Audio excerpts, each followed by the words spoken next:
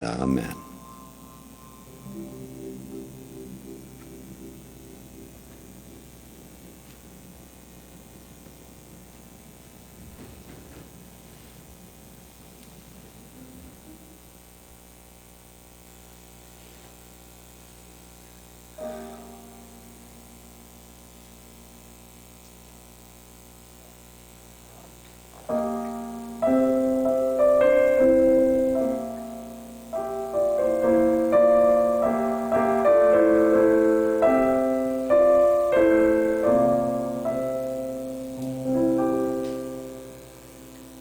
Let the river run, let all the dreamers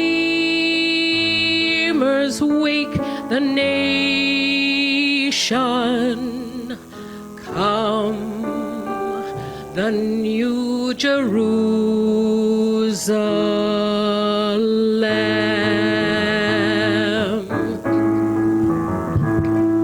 Silver cities rise, the morning lights, the streets that lead them, and sirens call them on with a song. It's asking for the taking, trembling, shaking.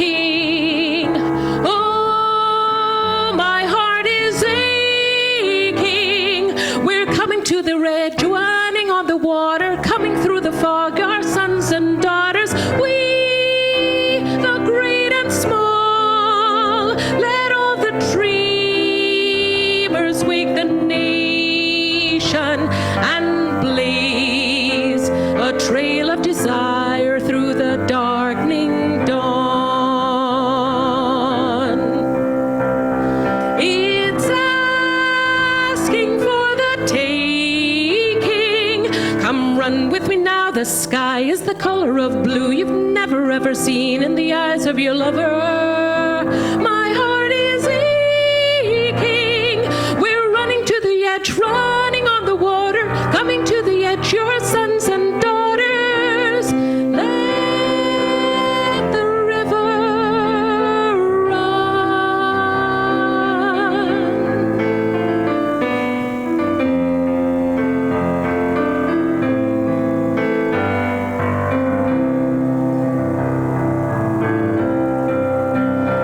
It's asking for the taking, trembling, shaking. Oh, my heart is aching. We're coming to the edge, running on the water, coming through the fog, your sons and daughters. Let the river run. Let all the dreamers wake the nation and come, the new Jerusalem.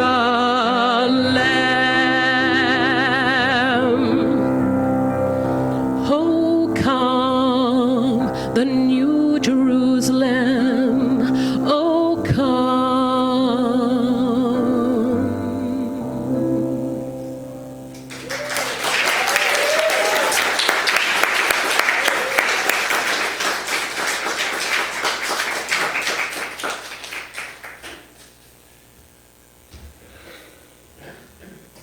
I feel great right now. I just feel great. So blessed. Thank you for coming. Where would we be without music? I just kept thinking that while we're singing. We're having all this music. We've got these great people who step forward and release their joy. And that's such a great example for all of us. The last time I was here was August 28th. Well, a lot has happened since then, hasn't it? Mm-hmm.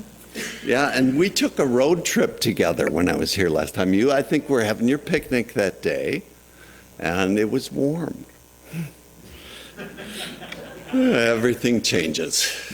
So we took this road trip together, and one of the points that I wanted to kind of review and go over with you, which I don't think I made quite so specifically at that time, is that we are always on a journey. Always. And that's what this life experience really boils down to.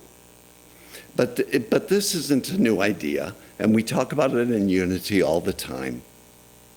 It's a thing that unites us in our oneness. And all of us being expressions of God, it's our awareness that we are cultivating. And we're doing it not only for ourselves, but for each other. When we do our practices of meditation and prayer every day, we keep moving along the path. Now, we're all on the same path. It's just that we have to also understand that we're all in different places on that path. And that's okay. Father Richard Rohr, in his book, Falling Upward, says that each one of us have to walk the journey for ourselves. So we get the big picture of human life. It's like that story that I told you about the caterpillar walking across the oriental carpet. He goes across color after color after color. And then he turns into a butterfly, and he starts to fly up over the carpet, and he can see the whole design, the whole pattern. Metaphorically, our journey is a transitional process with the goal being spiritual awareness. Any attempt that we make in rationalizing its importance, it diminishes our understanding of our innate desire to exemplify God. So now that we've got a handle on the journey as it applies to all of us, what I want to talk about today is what we're actually doing on that path in terms of our conscious evolution. That's where the title of my talk today comes from, Rebuilding Jerusalem. And Elena just set me up beautifully. That's divine order. The Revealing Word says that Jerusalem is the spiritual center in consciousness. When we go deep into the silent recesses of our being, we realize a stillness and a sweetness beyond expression. This Jerusalem is our heaven on earth. 2 Corinthians chapter 5, verse 1 reads, "For we know that if the earthly tent that we live in is destroyed, we have a building from God, an eternal house in heaven, not built by human hands." By the time we realize that the journey is not always just a bowl of cherries, the feeling that we might be having is that if our tents aren't destroyed altogether, they've at least been ripped a little bit by the wind. And when we notice this and we start to survey the damage, we can get lost. And we find that we can no longer see the path that we're still on that path that was laid out for us, this path towards spiritual enlightenment. Fear can set in. A sense of confusion and hopelessness can capture our attention more each day until we feel that our compass is spinning out of control. Richard Rohr describes this turmoil as the fall. And he says in Falling Upward that it's a transitional line transitional time in which we discover certain truths about ourselves and our lives. Before the fall, we're in a construct period, sorting through our options and choosing which pursuits will get us where we want to be. This is the way that we build our external containers that we share with the world around us. Our careers, our homes, our cars, even our spousal relationships. Those types of identifiers that we want to be associated with. We have this unquenchable desire to always get our ducks in a row and to know things without a doubt. This accumulated imagery keeps us firmly in the perspective of wanting more, always needing to be fed. The short-lived highs become peppered with dissatisfaction, and it can become overwhelming. These imagined failures, such as illness, accumulated debt, or even personal relationship dissolution. Finally, the last straw presents itself, and Richard Rohr's fall becomes a demonstration at some level. We've all experienced, or we know someone who has had a fall. It can be described as feel like hitting bottom. Richard Rohr says the human ego prefers anything, just about anything, to falling or changing or dying. The ego is the part of you that loves the status quo, even when it's not working. It attaches itself to the past and the present, and it fears the future.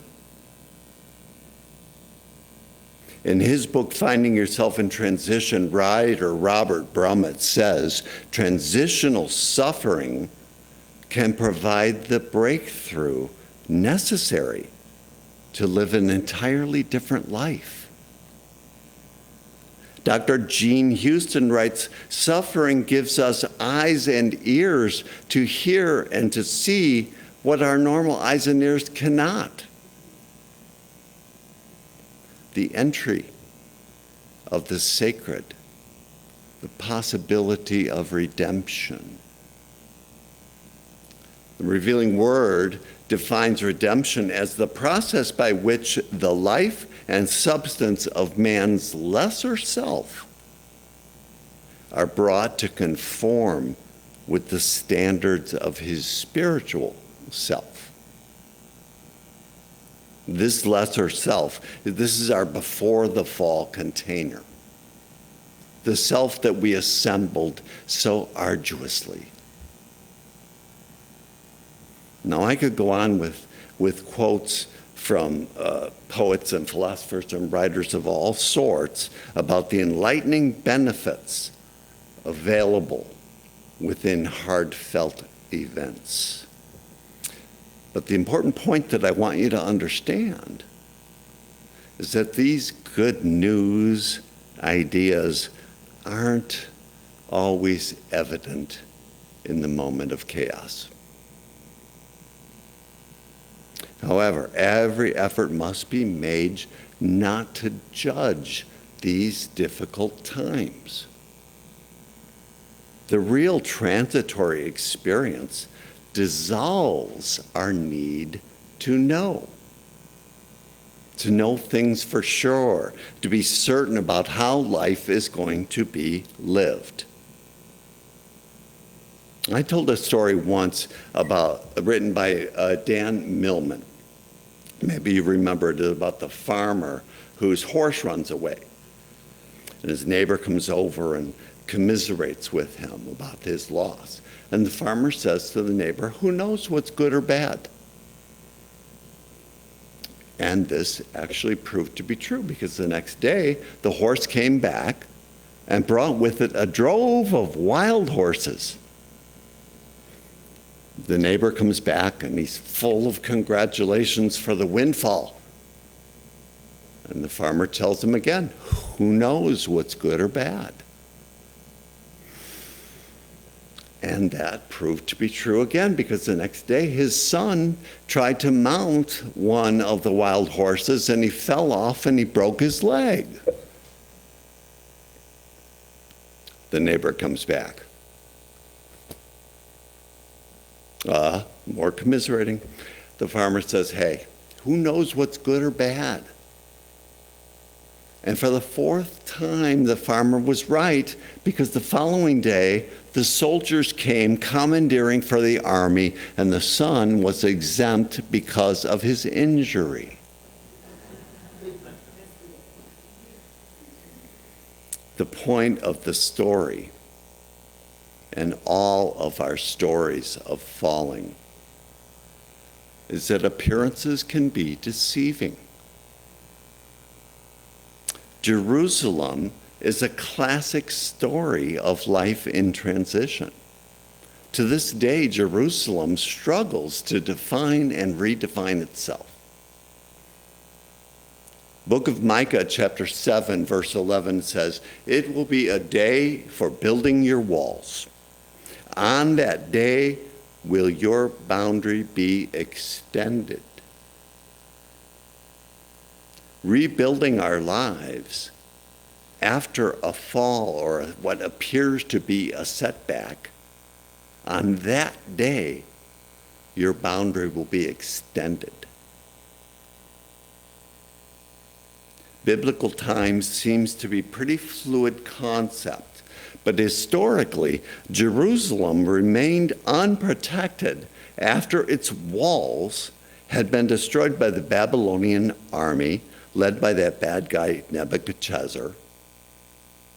For over 200 years, the city was unprotected.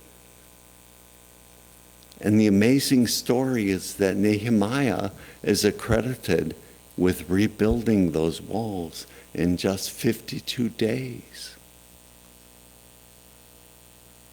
Similarly now, as then, the concept of time is pretty fluid, especially when you're maintaining a metaphysical perspective, which is unity's way of measuring all concepts.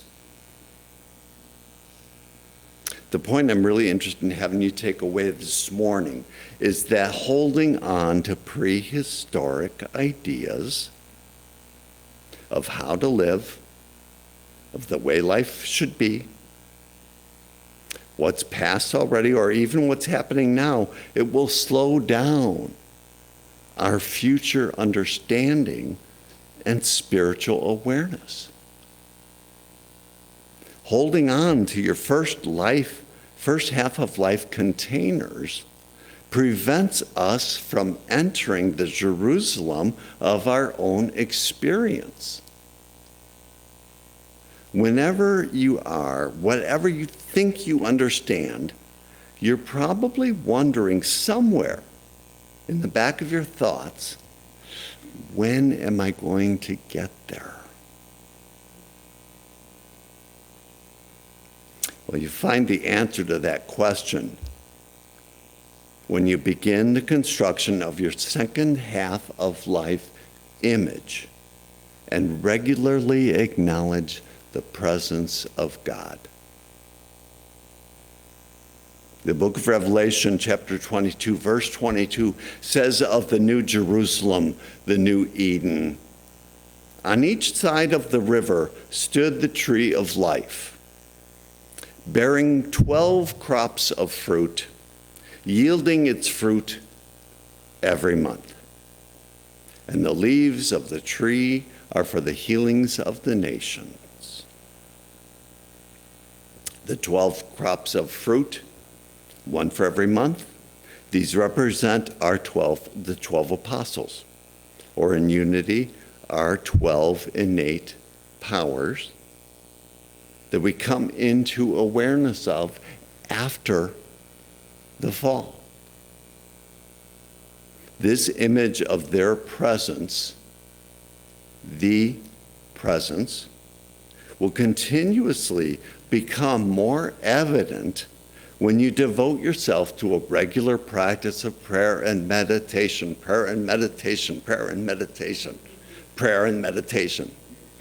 Again, prayer and meditation. Regular practice. This is Unity's fourth principle. The long journey is from your head to your heart. And I'm asking you today to stay the course. Don't keep looking behind you. The promised land, your Jerusalem, is just over the next hill. Namaste.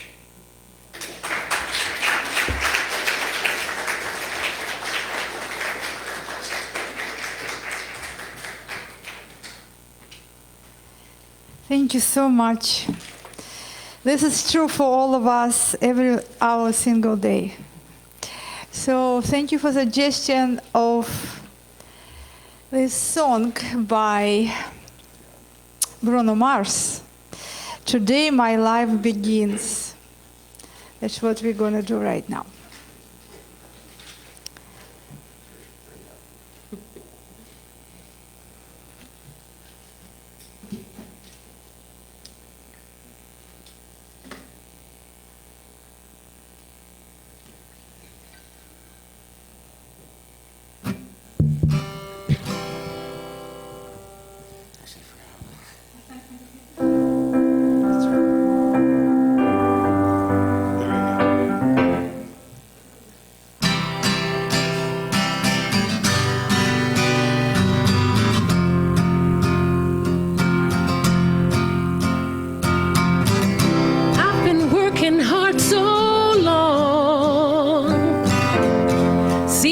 Pain has been my only friend. My fragile heart's been done so wrong. I wondered if I'd ever heal again.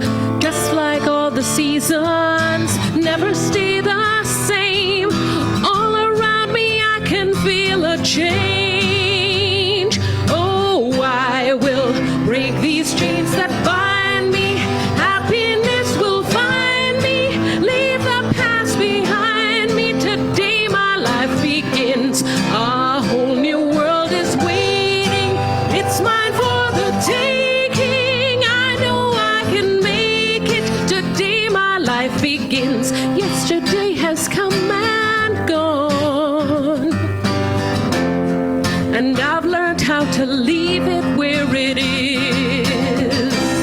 And I see I was wrong, forever doubting I could win.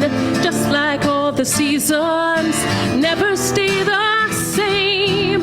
All around me I can feel a change. Oh, I will break these chains that bind me. Happiness will find me. Leave the past behind me. Today my life begins. A whole new world is waiting.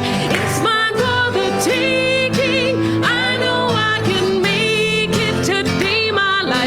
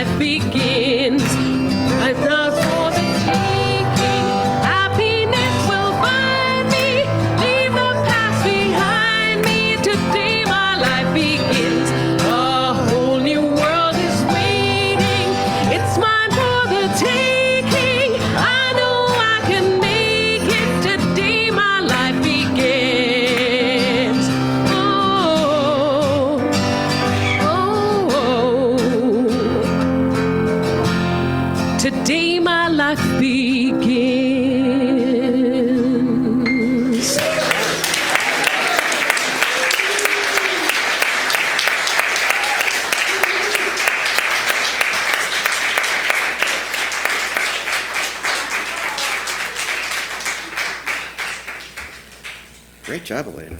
That's awesome. Great job, Elena. That was awesome. All right. All right, so now time for the announcements. COVID numbers are on the rise again, and influenza cases are rising rapidly, so we ask that you continue to wear your mask, which everyone really is, so that's awesome. As much as possible win in the community to protect yourself and others. This week, the flowers were donated by Mark Boston in celebration of Jean's birthday. Happy birthday, Jean! Yay!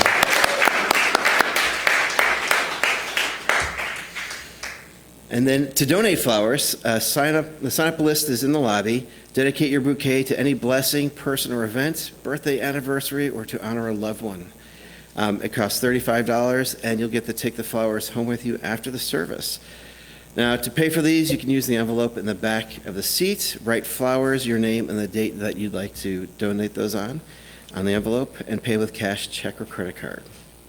Now, please remember to remain silent in the sanctuary before the service, and to clear the sanctuary out quickly after the service so that those who wish to take advantage of the pre-service prayer or private prayer time with a chaplain may do so in quiet and respectful environment. And this is the time of year that we're reminded of the abundance of our lives, so in many ways we are blessed. It's time to spread the abundance with those who are less fortunate.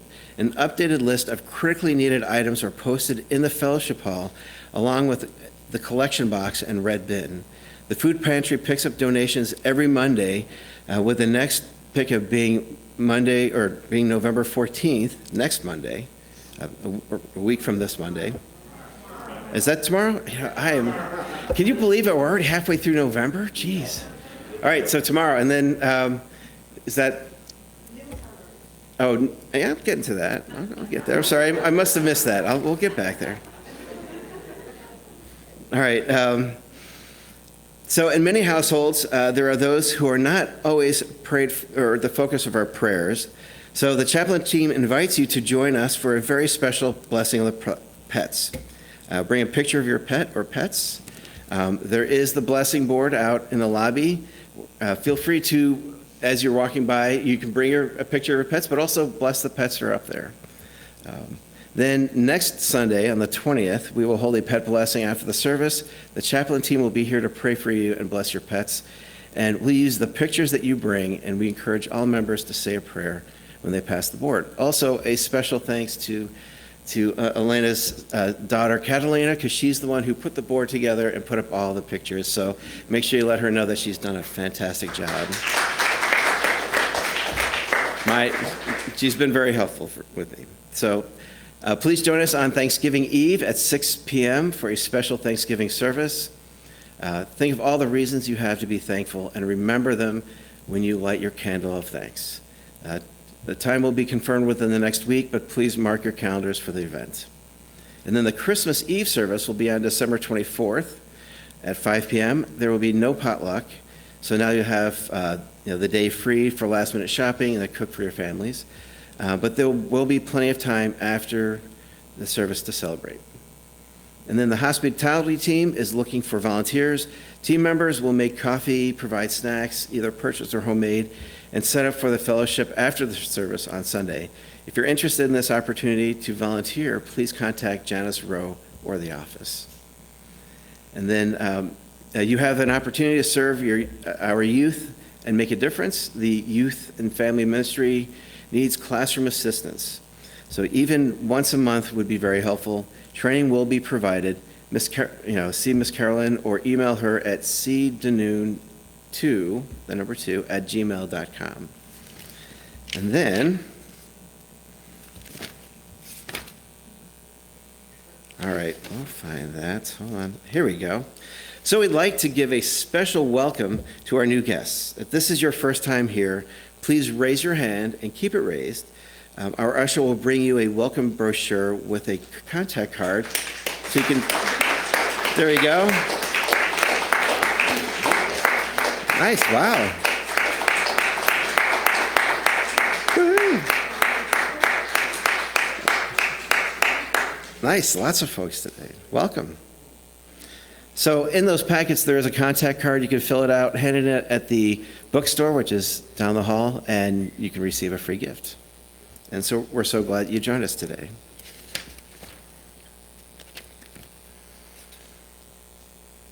All right. So there's a basket at the doorway for you to leave your tithes and offerings. You may donate by check, cash, or credit card. We are grateful for your prosperity consciousness and give thanks for your gift to bring the unity message forward. And now let us bless those gifts by saying, divine love through me blesses and multiplies all that I have, all that I give, and all that I receive. Thank you, God, and so it is. So now let's stand for the peace song and the prayer of protection.